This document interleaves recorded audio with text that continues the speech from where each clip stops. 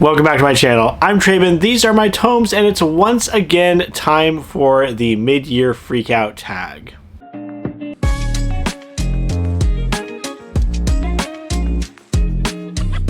I'm doing a somewhat modified tag this year because I've been watching a lot of other booktubers' content and I've been incorporating some of their questions and ideas into the mix. We've got a lot to cover, so we're just going to go ahead and jump straight into it with question number 1, which is just, how is the year going so far? And for me, on paper, it's going very well. I'm at 115 books read.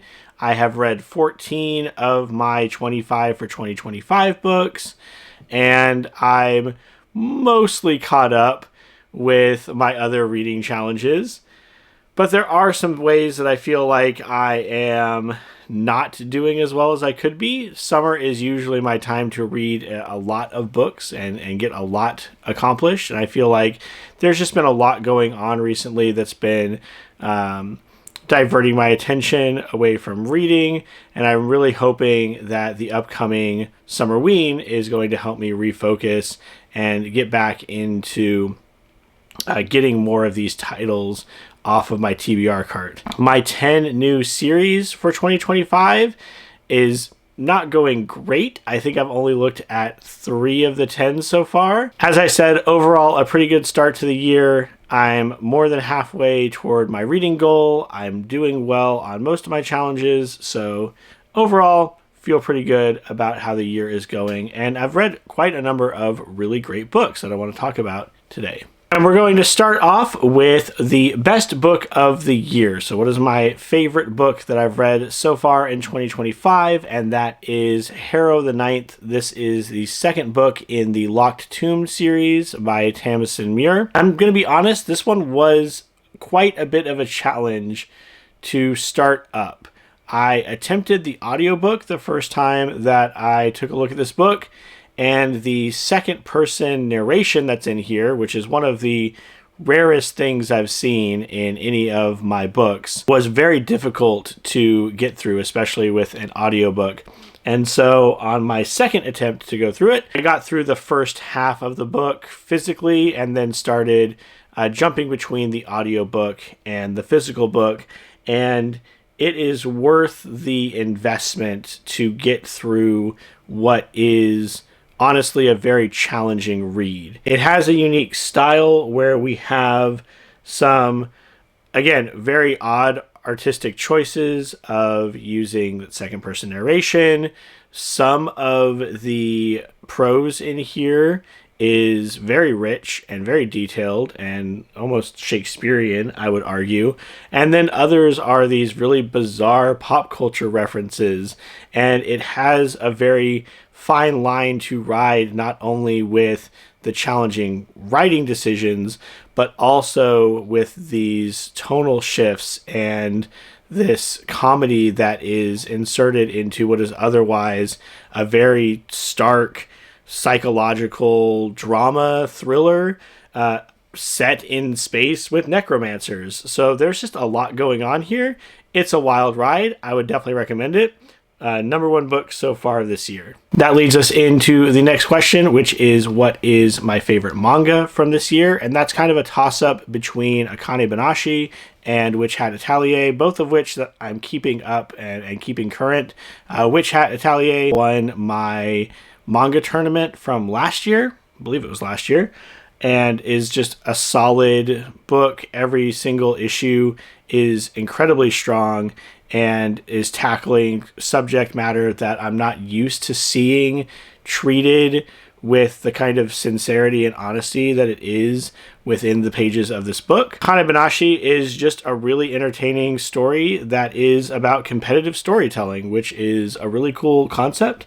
And you can learn a bit about Rakugo, a rather obscure bit of Japanese culture that I was not familiar with. They have some back matter in several of the issues that talk about the real life Rakugo and the way that promotions work and the work they have to do. The story itself is set up very much like a sports manga would be, where we've got Akane going to these different competitions and coming up against these different competitors who all have a particular, who all have a niche within the art of storytelling, whether they are incredibly charismatic or incredibly knowledgeable about the different versions of the story they're telling. Some are former car salesmen or they're former voice actors, and those give them the skills to perform effectively. It's very cool to see how the mangaka keeps bringing up new and interesting ways for Akane to advance and be exposed to all these different concepts within the art form. It's fun to see her gradually improve in her craft over the course of the books. The next question is, what is the best sequel you've read so far this year? And that is going to go to Artificial Condition, the second book in the Murderbot Diaries by Martha Wells.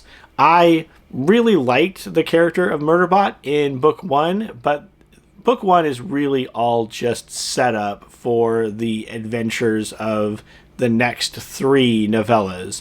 And I really felt like the strongest supporting cast and the strongest secondary character came in this second book. As amusing as it is to see Murderbot be disinterested and disaffected by the humans around him, it's more entertaining for me when he is dealing with this sentient ship that is leaps and bounds more intelligent and more complex than Murderbot himself, and he has to begrudgingly admit that.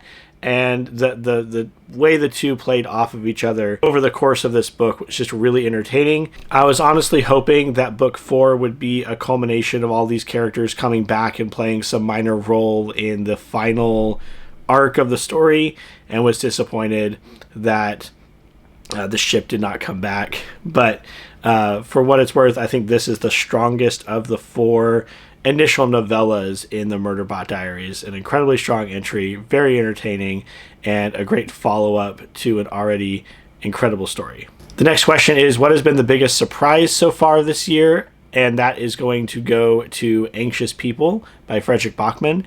I did not know what to expect when going into this. It was part of the TBR swap I did with my wife. I went into this book completely blind. It was not only a really effective character study in a very odd situation, like immediately gripping the mystery behind what's going on, and every chapter kind of figuring out a little bit more about this situation. But it was also incredibly entertaining. It has one of those omniscient narrators that is a character in and of themselves.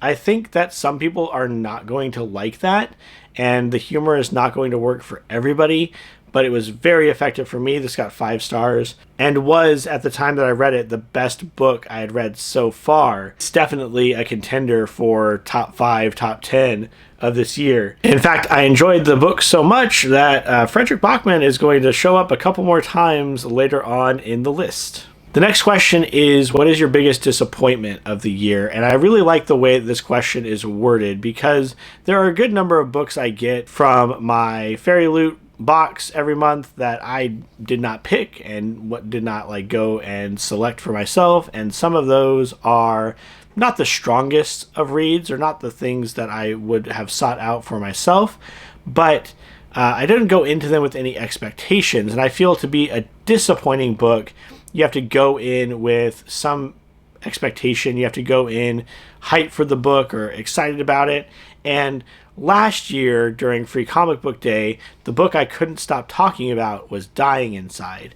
This is a book about a girl who is trying to unalive herself, acquires a sword that makes you invincible, unkillable, when you get stabbed with it. And it was such a weird premise, and I was a little worried about how it would be handled, because this is a very sensitive topic. And there was a lot of communication from the creators of the comic about the need for sensitivity and to give content warnings and things like that, and talk about how they were going to try their best to handle this in a sensitive way. There's also a lot made of the fact that this is a book by Pete Wentz, who is the lead singer for Fall Out Boy? I think that's right. And how there are going to be like musical tie-ins with the book. None of that was what disappointed me about the book. The last act of this book goes off in such a bizarre direction and ends on just the most uninspired ending. You could have done so much with this premise, and I feel like they really dropped the ball and it did not land at all. The beginning is pretty good, and I feel like the character's relationship with her friend is developed well partway through the book, but then that also gets really muddled by the end. And so yeah, for not sticking the landing and for having an ending that I found contrived and disappointing in how I'm not going to say by the numbers, but it wasn't anything like challenging as it seemed like it was going to be.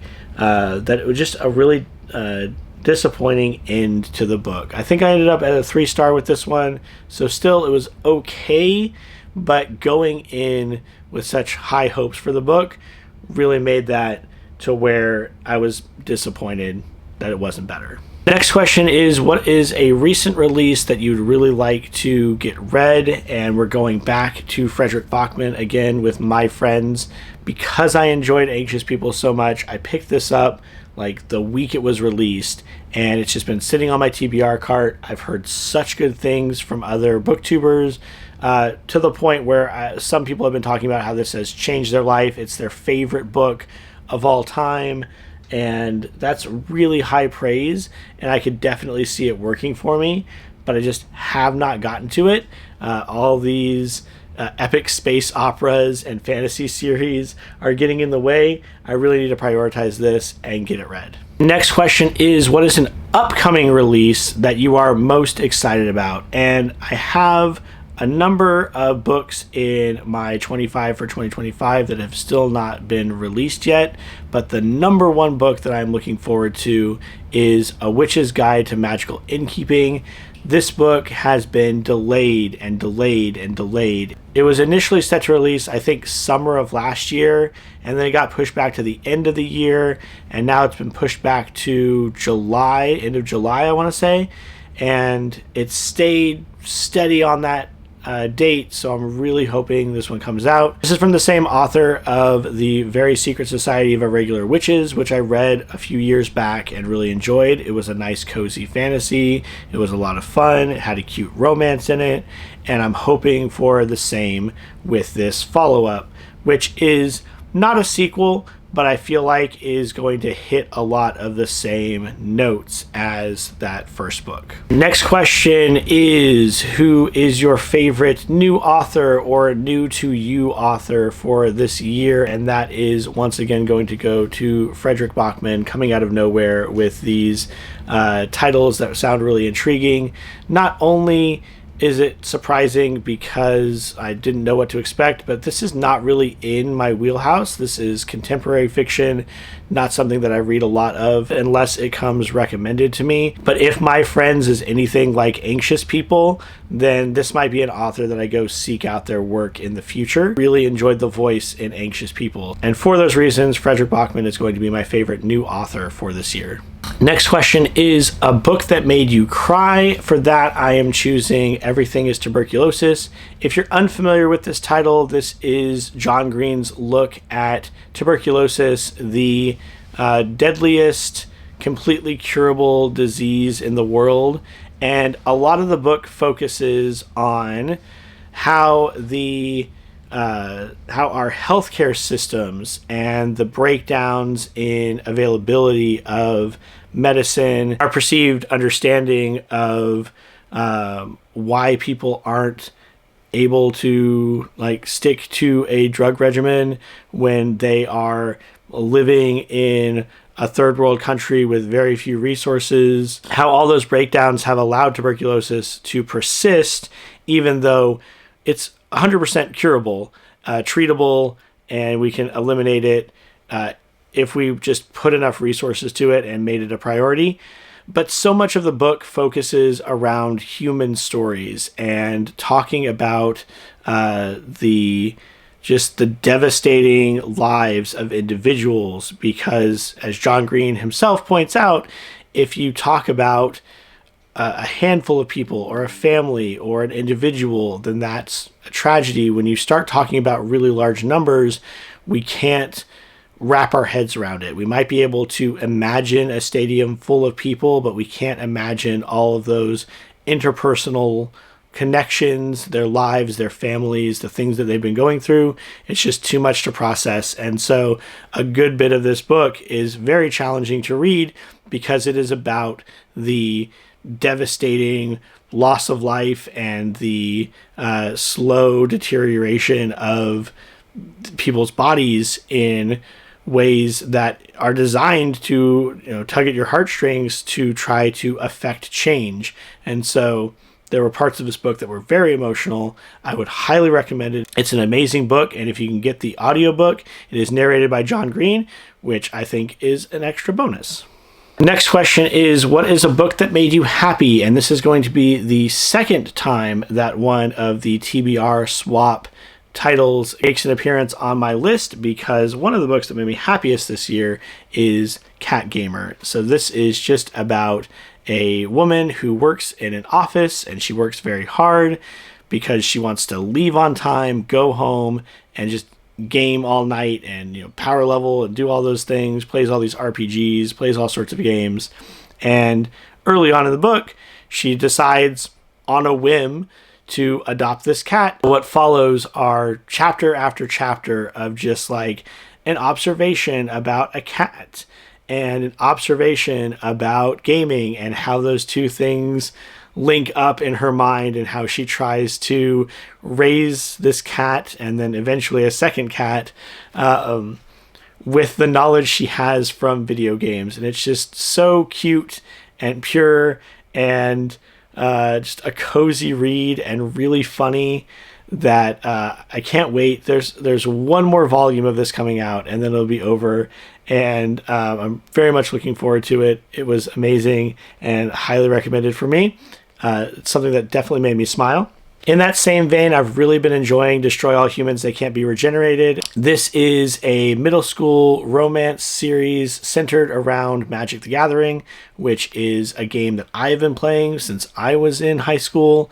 And so the nostalgia factor, of course, is very strong with this.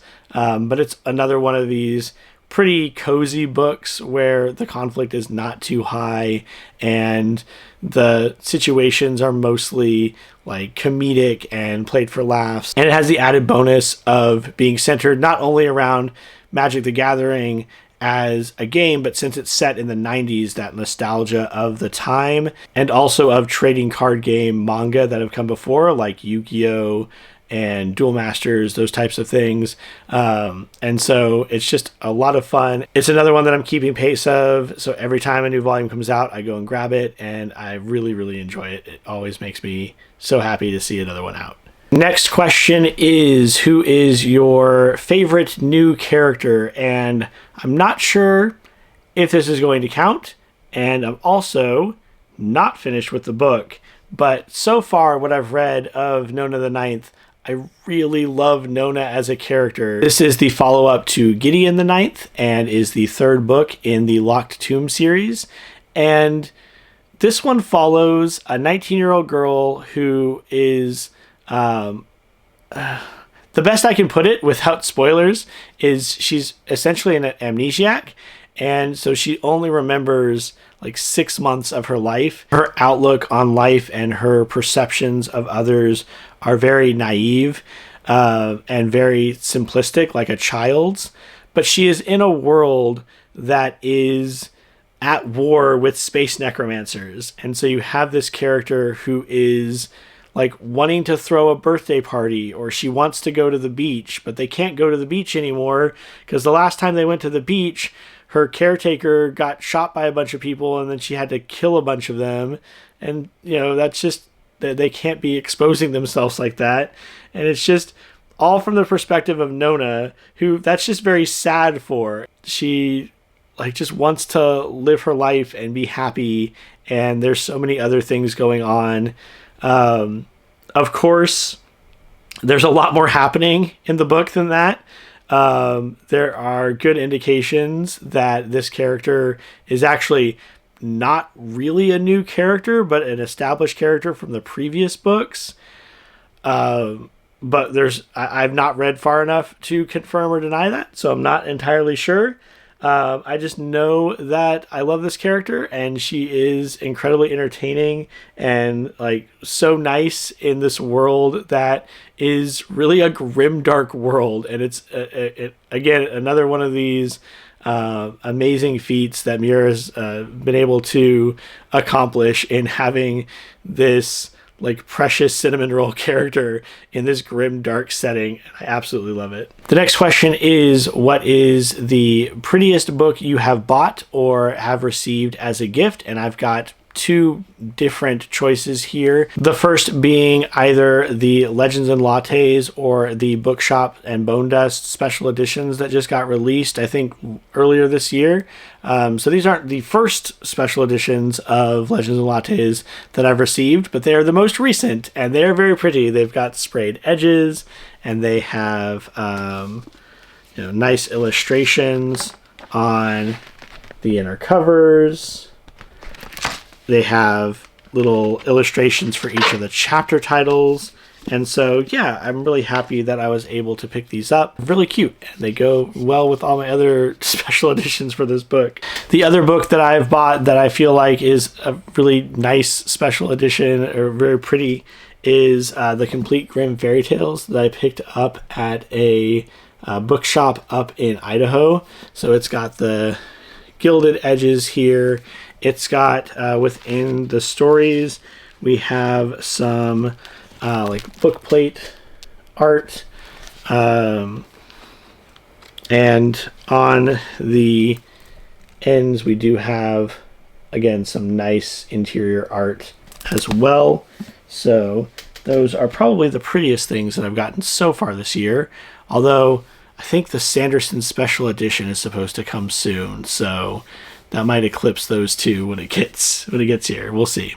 And the last question is, what books do you still need to read before the end of the year? I've got a number of like lists and challenges and things I'm doing this year that I'm making progress on, but need to do more. So the first is my 25 for 2025. On my list here, I still have Murder Your Employer, Strange the Dreamer, Authority, Flashlight, Girl in the Creek, which has not been released yet, The Enchanted Greenhouse, Witch's Guide to Magical Innkeeping. Neither of those have been released either. Brigands and Bread Knives has not been released. Catabasis? Not sure if Catabasis is out yet, but that's another one that's coming up soon. Hyde Street's going to get released later in the year. Bone Orchard Tenement I should finish this week because it is part of my TBR for the Summerween for this year. And then Bear Pirate Viking Queen is the last one on the list that I have not touched yet. I also have 2 books from Fairy Loot that I've not gotten to yet. So I want to address those. And then there are 7 books I have not done for my 10 new series for 2025. The Dark Tower, Red Rising, the first book in the Bobaverse, which I think is We Are Legion. Senlin Ascends, the first book in the, I think, Tower of Babel series. First Law, Malazan, The Band. I know whatever the first book in the Band series is. So that's the 7 that I've not looked at so far. I have looked at Murderbot, I've looked at Dune, and I've looked at the Sun Eater series. So that's one that I'm a little bit farther behind on than I would like. Those are the ones that I definitely want to get to before the end of the year. So quite a number of titles. There's some other things that I'd like to get to, but I feel like that's enough. That's a long enough list for the purposes of this video. But with that, we are going to end the video. It was a lot of fun looking back on my year of reading and really zeroing in on the best titles and the things that have been the most exciting or the most surprising this year. I hope your reading journey is going well. Please, down in the comments, let me know, how is your reading year going? What have you looked at this year that was surprising or great? What was your number one book for this year? Have you read any of the titles that I mentioned in the video, and what were your thoughts on them? As always, don't forget to like and subscribe so we can grow this corner of our BookTube community. Here's to the second half of the year, and until the next one, take care.